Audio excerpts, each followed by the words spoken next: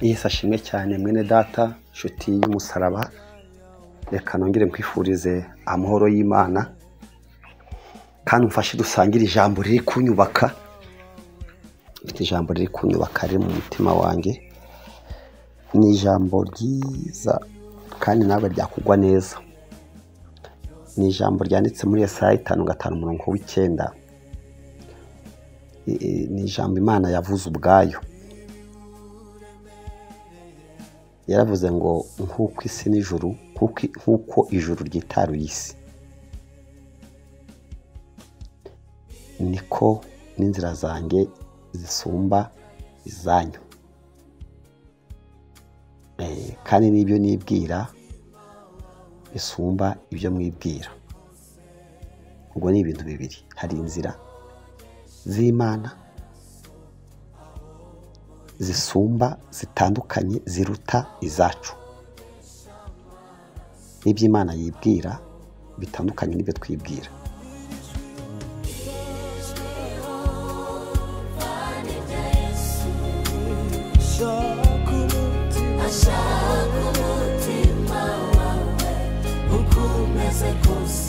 Maze iminsi isengera abantu kandi nkumva mpamanyije n'Umwuka Wera.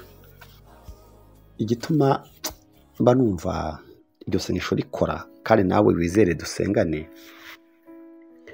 nuko mu buryo bwacu busanzwe bw'abantu dusanzwe tuzi ukuntu ibintu bigenda.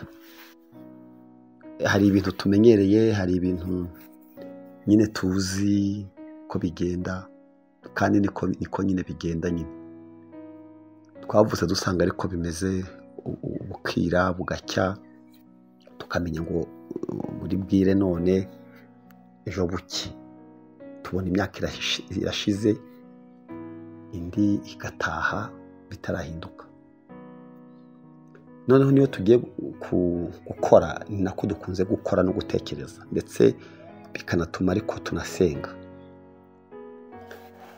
Ingorane bitugiraho rero nuko iyo turi gusenga Imana, tunasenga tuyereka aho igomba kunyuza igisubizo cy'ikibazo twasengeye, ndetse tukanayibwira ngo yirinde kugira ahandi ishakira.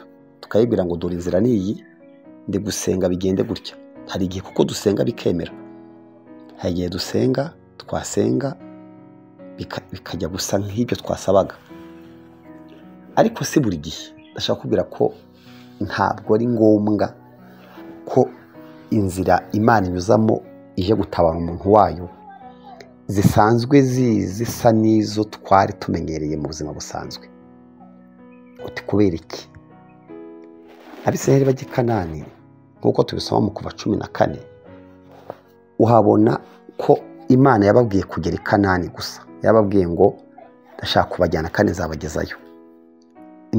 Mose yabajije Imana ngo ni iki kinyemeza ko turi kumwe. Iri jambo nawe ngira ngo urarifite, ikikwemeza yuko Imana muri kumwe, ikemeza yuko Imana yaguhamagaye. Mbese umuntu aba akeneye ikimenyetso gifatika. Imana yaramubwiye ngo ikimenyetso cyerekana ko ndi kumwe nawe ni uko nzakugezayo, ni uko nzabavanayo. Ikemeza yuko ari wowe untumye ni igiki? Imana iramubwira ngo ikimenyetso si ikindi, ni uko ikimenyetso nguhaye uzabavana kwa Farawo ukabageza i Kanani. Muri makeya Imana yavuze ibintu bibiri. Yavuze ngo aho ibakuye naho izabageza, ariko ntiyavuze ibiri hagati mu nzira. Ubwo rero nk'umuntu usanzwe ugenda uvugana n'Imana, yarakeneye kureba ikarita, kureba itinerere, kureba map, ikamenya aho Imana izamunyuza.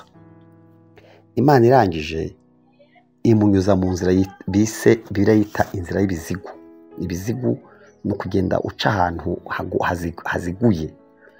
Ni ukuvuga ngo ni uguca ahantu, ni ukuvuga ngo niba wari kugenda umunsi umwe, ugenda nk'icyumweru cyose kandi hari inzira ya bugufi wari bunyuremo ukagerayo. Ubuzima bwacu dukunda kubwira Imana ngo tunyuze mu nzira yoroshye ya bugufi itugezayo, ariko Imana y'inyamibare ireba intege nke zawe, ireba ibyo uzahura nabyo, ireba ingorane zawe, ikakunyuza ahantu udashaka, mbese hatari amazi, hatari ibiryo, hatari ubuzima, ariko ikaba ifite impamvu. Yababwiye ngo nabanyujije mu butayu kugira ngo nimugera mu gihugu cy'ibiryo mutazibagirwa Uwiteka Imana yanyu yabatungishije ubuntu bwayo. Mwene data, ahantu uri kunyura hashobora kuba utashaka, ariko akamubwira maze kubona neza ndashidikanya ko inzira z'Imana niyo zaba zigoranye iri kutunyuzamo ziruta inzira z'ubusa twishakira. Umvira rero isengesho nshaka gusengana nawe ni rivuga ngo gukomeza gutumbira imiryango wakomanzeho, komeza gutumbira igisubizo aho utekereza cyava, gishobora kuba ugishakira ko cyava ku bantu, cyava ku mashuri wize, cyava ku nshuti zawe. Mbese hari ukuntu bisanzwe bigenda, ariko ubwo washyize Imana mu byawe ukavuga ko ibintu byawe bihaye Uwiteka, dore ko Uwiteka avuga ngo ikoreze Uwiteka urugendo rwawe rwose, nawe azakuyobora mu nzira igutunganiye. Ndagusengeye mu kwizera, kandi ibintu ubwe bizakubaho cyangwa byakubayeho cyangwa bigiye kukubaho. Imana izakugeza aho yakubwiye kunyujije mu nzira zayo zitagira amazina, zitanazwi, izizwi nayo. Ijambo ryatubwiye ngo ibyo nibwira si byo mwibwira, n'imigambi yanjye si kimeze nk'iyanyu, mwangereranya nande. Reka rero Imana ikora uko ishaka, ikunyuza aho ishaka, kinyuze no kugerayo. Imana iguhana umugisha n'abera bose mu izina rya Yesu, amen.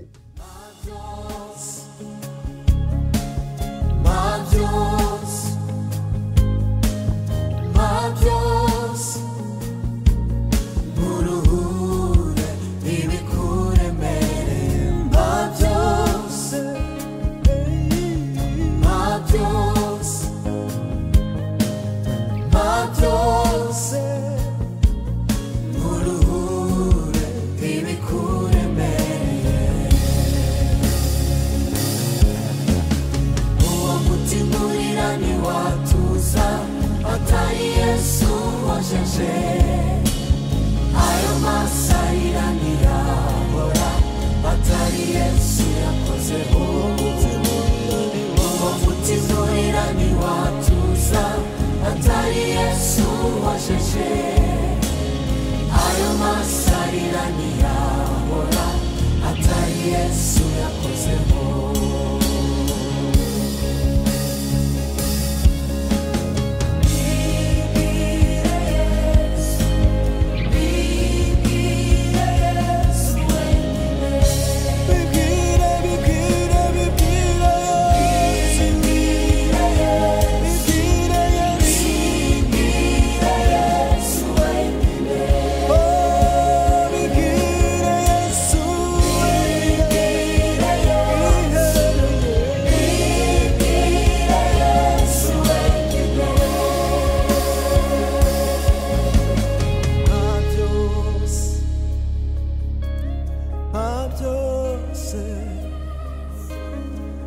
Byose uruhure ibikuremereye, byose